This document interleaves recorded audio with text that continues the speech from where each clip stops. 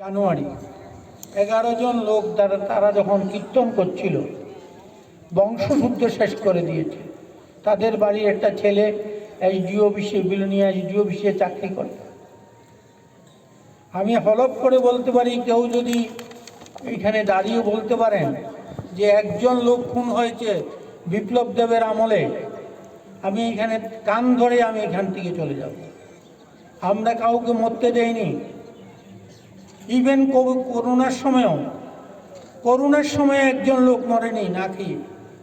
আমাদের সরকার প্রত্যেককে, যারা গরিব মানুষ, তাদেরকে চাউল, ডাল, তেল, সয়াবিন, সাবান 60টা আইটেম দিয়েছে ব্যাগ ভর্তি করে প্রতিটা গাঁও সভাতে।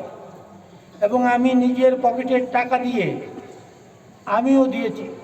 প্রতিটা গাঁও সভাতে 30-35টা ব্যাগ চাউল, ডাল, তেল, সয়াবিন, সাবান সমস্ত জিনিস দিয়েছি।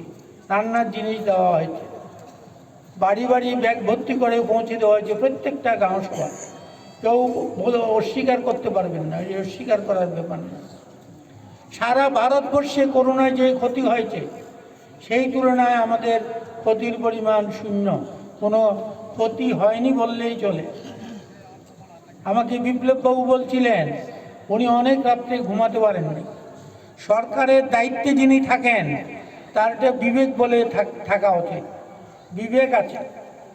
সেই বিবেকবান মানুষ, যেহেতু উনি সরকারের প্রধান, উনি আত্মত্যাগী মানুষ, যিনি সেই সব ছেড়ে, দিল্লি ফিল্লি ছেড়ে এখানে এসে আপনাদের সেবা করার জন্য এসছেন।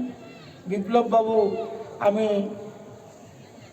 দেখেছি, আমি ওনার কাছ থেকেও শুনেছি, উনি যখন করোনার সময়ে রোগী ভর্তি হয়েছিল জিবি হসপিটালে, বিএম হসপিটালে, উনি রাত্রিবেলায় গিয়ে দেখতেন মুখে মাস্ক দিয়ে যে কোনো ঠিকভাবে সঠিকভাবে চিকিৎসা হচ্ছে কিনা, এরকমভাবে উনি সেবা করেছেন।